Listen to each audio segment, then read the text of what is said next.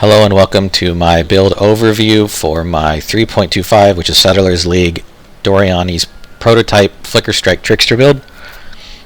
This is not a build guide or a build progression or anything that tells you about how to gear the character. I might talk about a little bit about previous items that I've had, but it does not really tell you how to play, what to go for, things like that. It's more of just a overview of the character that I built, mainly for my own memory, just in case this character gets gutted, as Trickster is likely to be completely gutted next patch based on like 17% of the ladder playing it. But yeah, so if you have any questions, I'll link my PoB and PoE Ninja links in the description below. If you find this video like in a future league and you're looking for inspiration on playing Flicker Strike specifically, feel free to post questions in the comments and I'll respond to them when I can.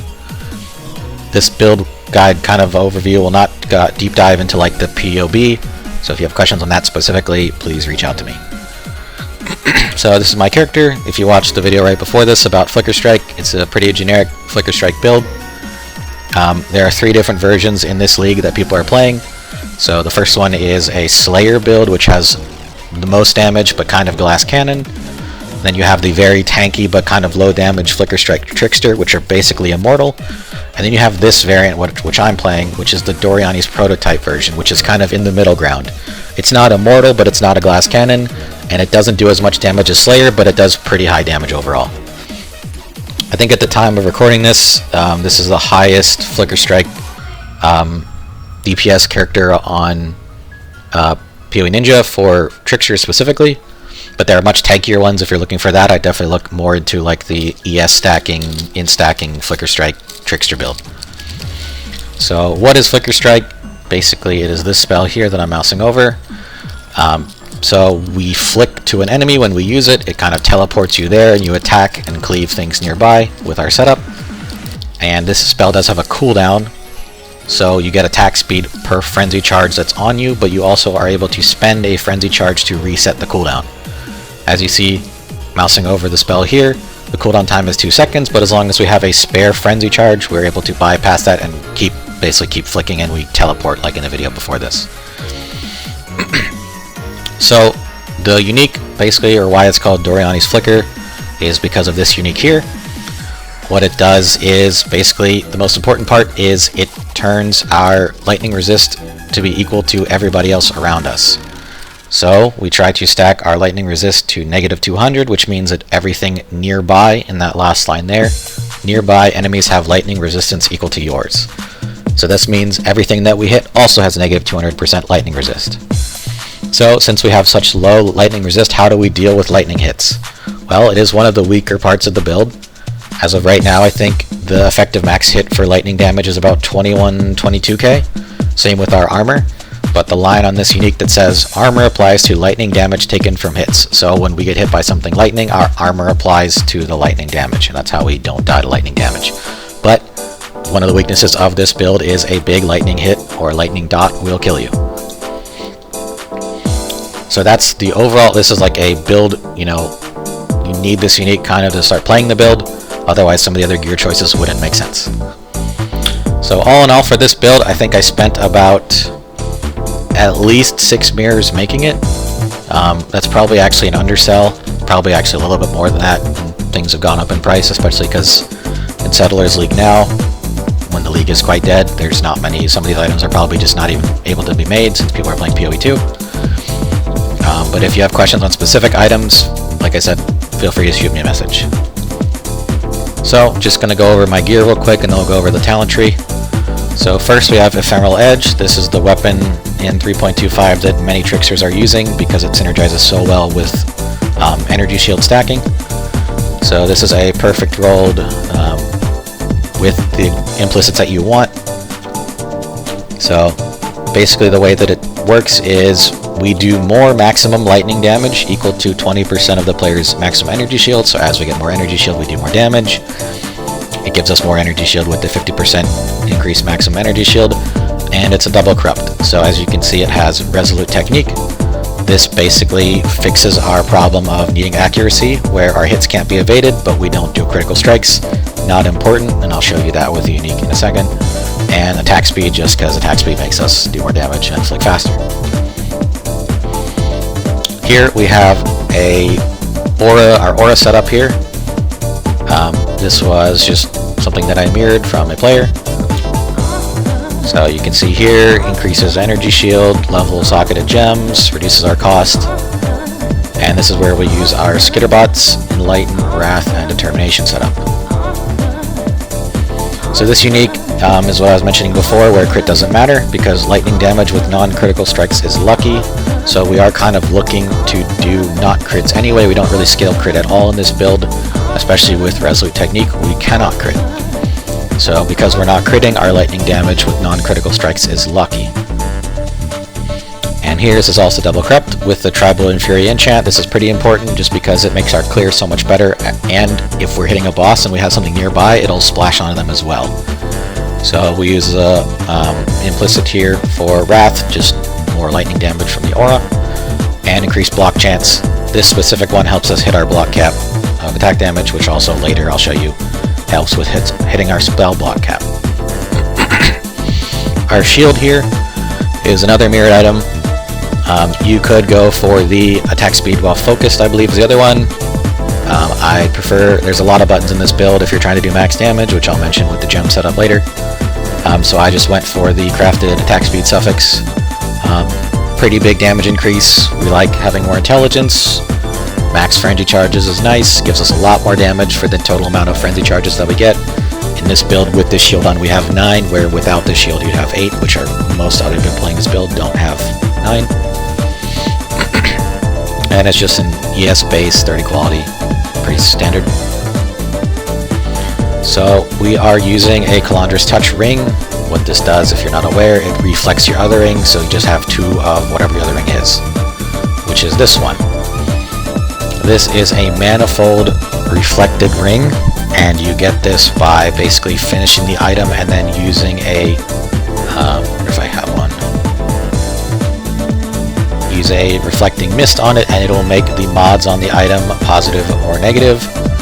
With the item, we are looking for negative lightning resist. This is how we get to negative 200 lightning resist.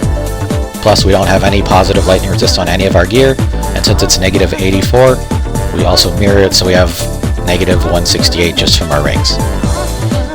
In addition to that, the things we want positive are maximum energy shield, lightning damage to attacks, elemental damage with attack skills. And I am trying to craft a 5 mod 1. You can see all my failed attempts or bases ready to go. With instead of this max life, we would have reduced channeling cost. It's very hard. I've been trying to make this ring pretty much the entire league. If you have any data on this, I'd be very interested. There's not much information online about reflecting mist odds, or if certain mods are more weighted to be positive or negative or things like that. But I've probably spent at least 2 mirrors making this, or I guess not making, attempting this ring, failed a bunch, and I've sold, some of the good ones, for 400, 500 divines even. But this is the best one that I have so far. And we fixed the mana costs in other ways. If you're playing a cheaper version of this build, instead of like the helmet, you would have something that reduced the mana cost of attacks or increases reservation as your implicits. But since we don't have that from the implicits being taken up by the mirrored item, we fixed the mana cost through the tree. I'll show you that in a little bit. For our gloves, we have these. They could be slightly better. Obviously, they're 29 quality, but it took me like 2 weeks to make these. For our implicits, we have damage per 100 int, and this is kind of important. The second one, non-Val strike skills. It's a Searing Exart implicit. Strike 2 additional nearby enemies. This just helps with our cleave. you have questions on the implicits themselves or making any of the items that I've gone over, please just send me a message as mentioned. We have a double corrupted mage blood here. This is kind of important with our boots, but we're kind of just going for any type of implicits that are good, you know, attack speed, aura effect that are good, so I went with Wrath and Determination. I think this was a mirror. So the problem with this is the build is very attribute focused. We need about 159 of each of these to be able to use the build. See, like 159 gem, 155 strength, 4 gems at max rank.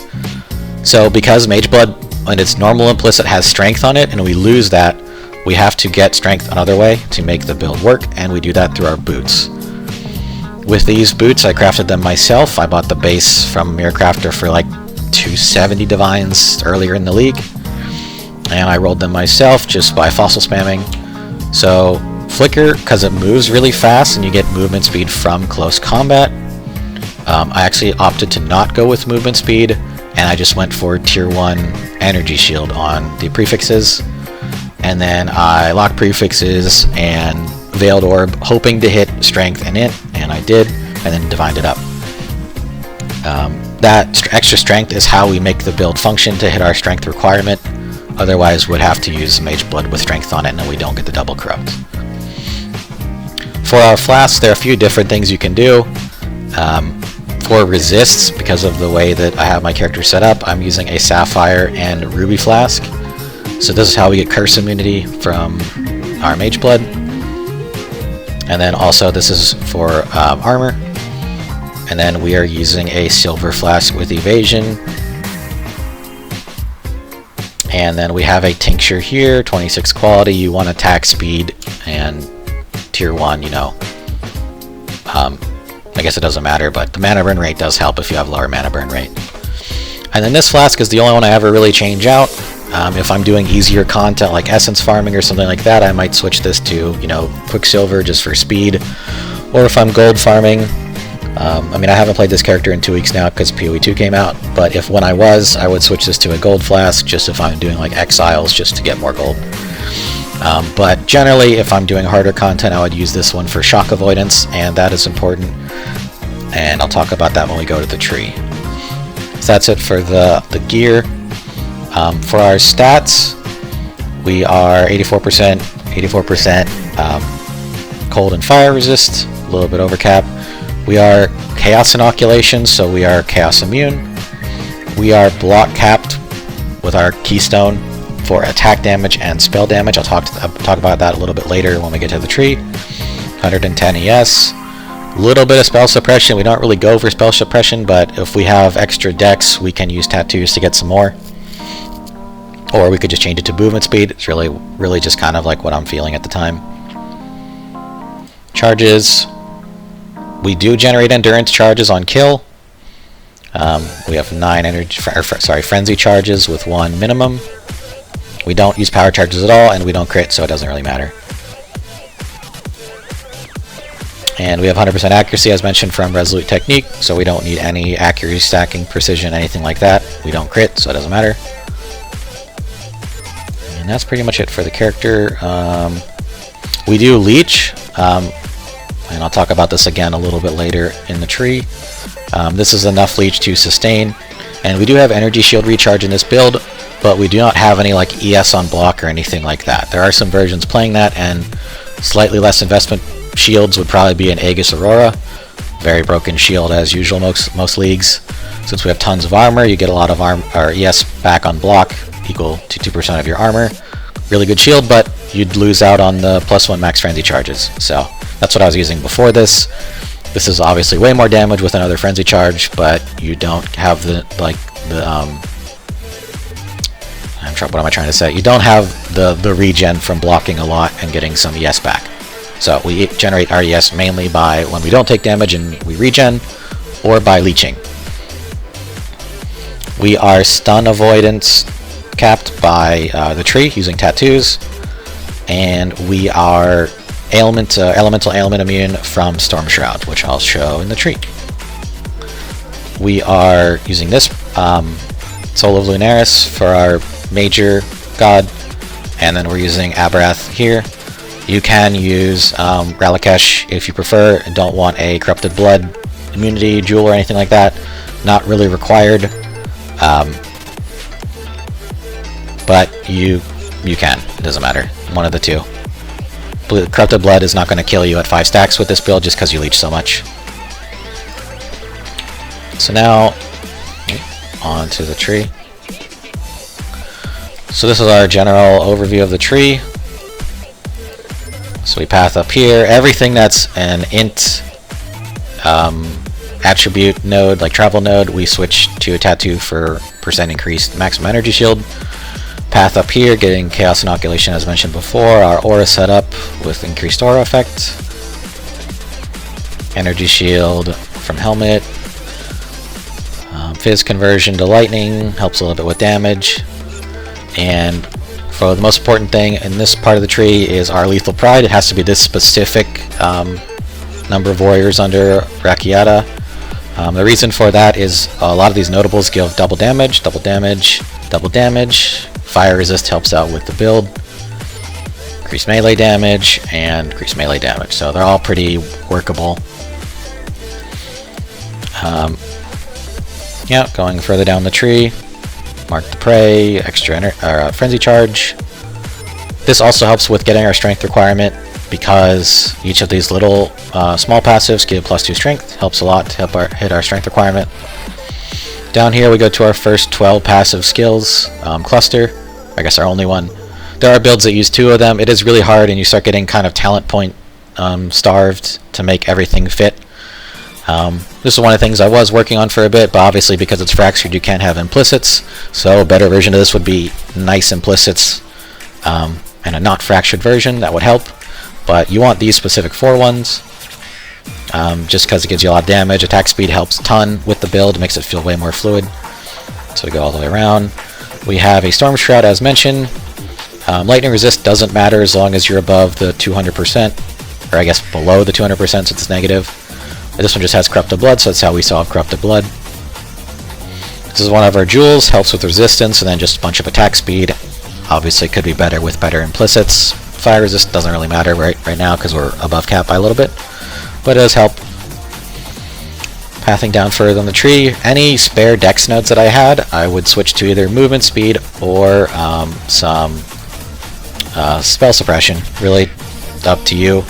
Whatever you wanted to use. I just have a movement speed amount that feels comfortable. So we got to our Watcher's Eye here. Could be slightly better divined, but it's probably the best I'm going to have it. The block attack damage with determination does help a lot to hit our block cap with the build. And then the other 2 mods, just beneficial wrath mods are what you're looking for.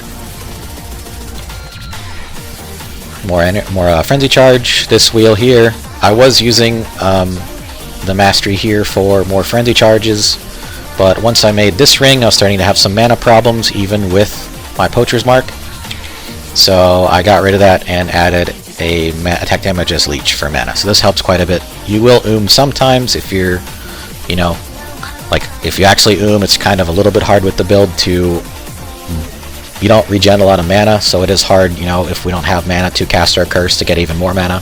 So there might be like moments when I'm playing where if I don't kill the boss quick enough, if I'm doing like a really juiced boss, I might accidentally and then I just kind of have to wait around until I have enough mana to flick and apply a curse to flick and get even more mana. If I would make the ring though that has non-channeling, I would definitely get rid of this talent point and put it somewhere else.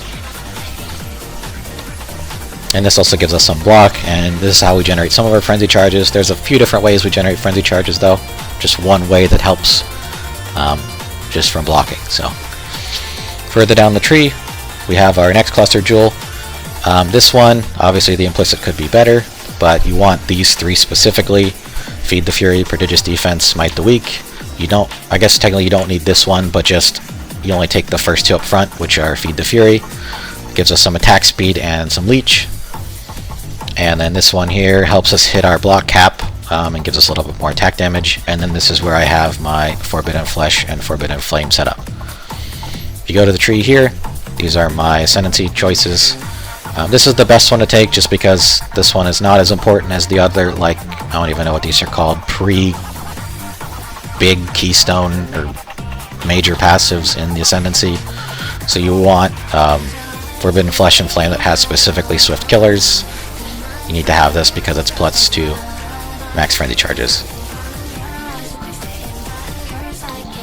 So going back up the tree, again, this is where I start using my stun tattoos. You need 10 of them, because 10 times 10 is 100. And we take Precise Technique. We never deal critical strikes. Doesn't matter. 40% more attack damage if accuracy is higher than maximum life. Our maximum life is 1 because we're CI. Going further down the tree, this part gets a little congested, but more of our tattoos. Helps with our block chance. This Light of Meaning, pretty much the best one you can get.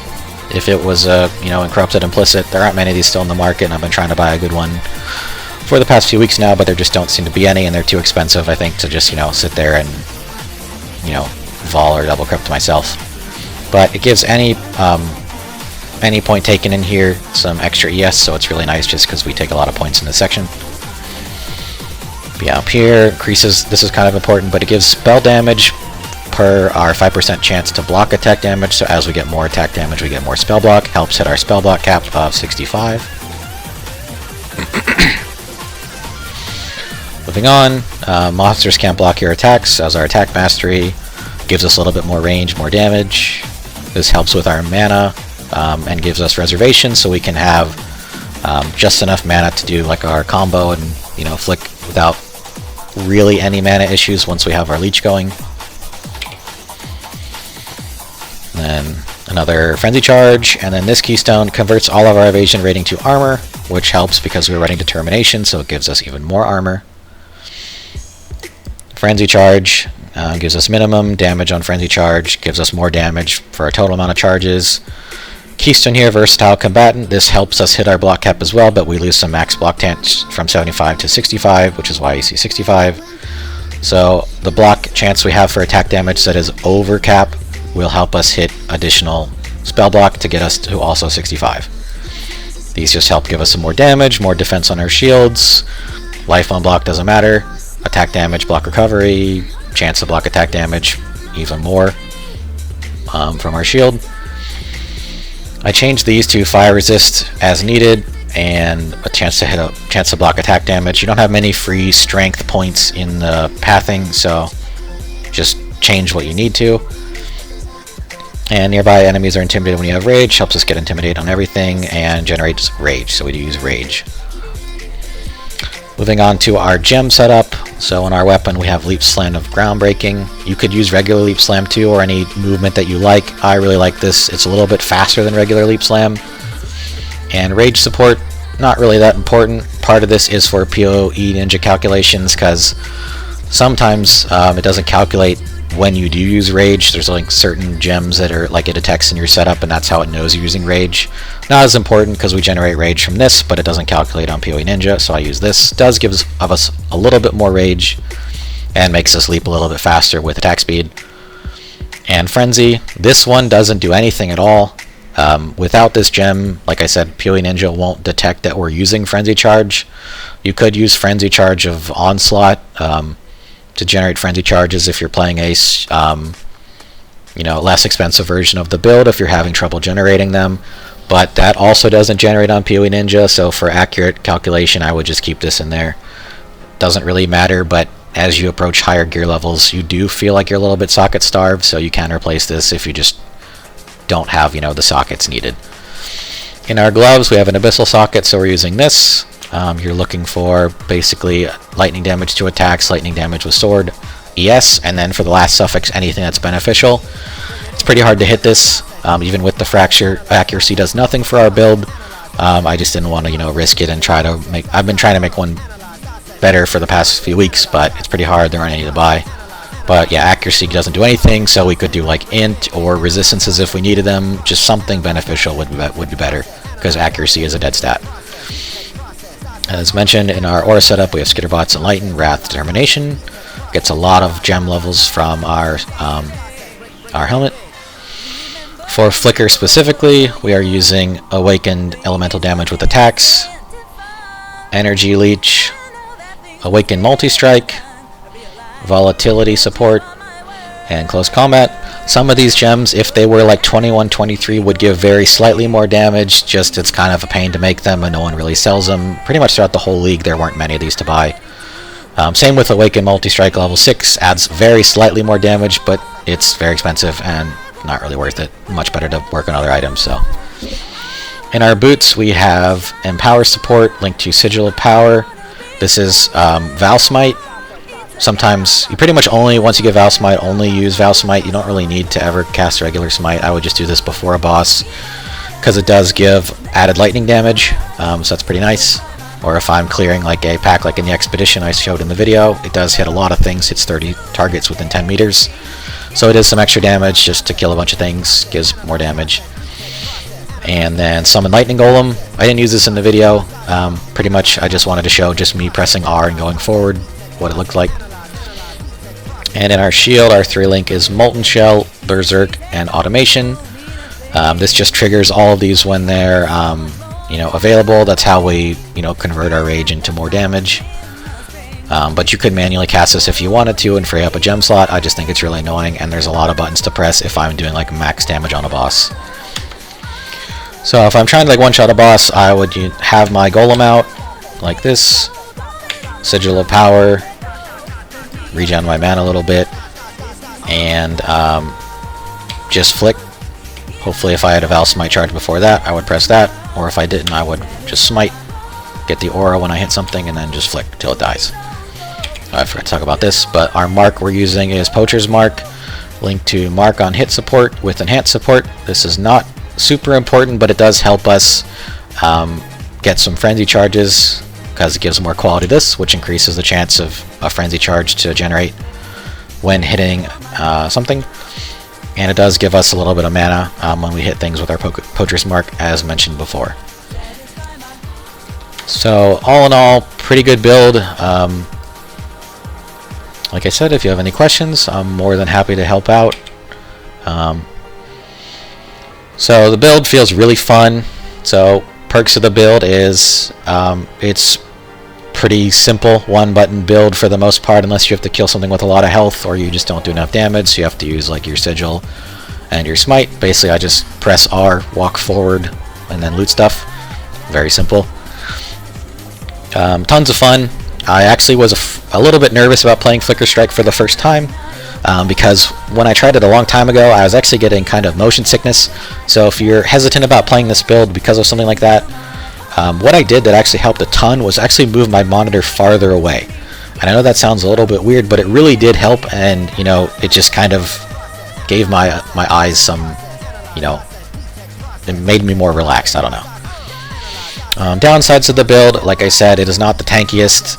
You will die to certain bosses where if you're flicking and you have to be like inside a mechanic, like this build sucks against tier 17 Fortress boss, just because you're like inside him and he just AoEs on top of you. So if you don't kill him fast enough, he might just one-shot you there, depending on how juiced up he is.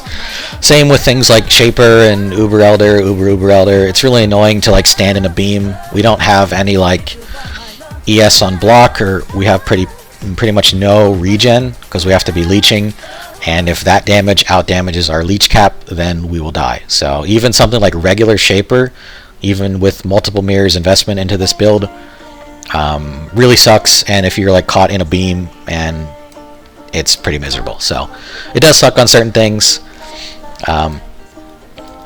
As for things it can't do, anything where lightning immune, like you saw in the expedition, I had to make sure I didn't have a mod where I didn't don't do any lightning damage, because with Doryani's we only do lightning damage. We don't do even a small amount of fizz damage because it's converted.